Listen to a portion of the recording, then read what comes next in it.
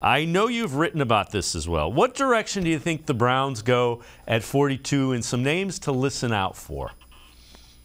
Yeah, I'm really interested to kind of look at what these mock drafts are saying. And I do think it's really important to take them with a grain of salt because, of course, the Browns aren't picking in the first round this year. I think it's so hard to pick the first round, right? If you're doing a mock draft. I always laugh last year. I think like the only thing I got right in my mock drafts that we did was maybe them getting Perion Winfrey. Like that was a guy that we had pegged. Nothing else was right. I didn't have them looking at Martin Emerson Jr. I didn't have them looking at David Bell.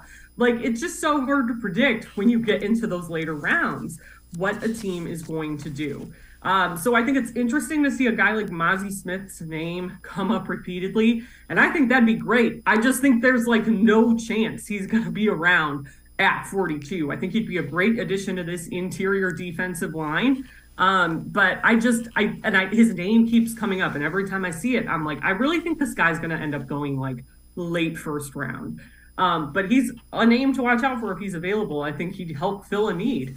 You're starting to see more and more receiver names come up. Josh Downs from UNC is an interesting one because he's played a lot of slot snaps and has that speed, not necessarily eye-popping numbers, I don't think, but the skill set is kind of what they need. The other guy I really like, who I really liked hearing from at the Combine, was Tyler Scott out of Cincinnati. He's a speedy guy. He's played a little on the slot, more outside.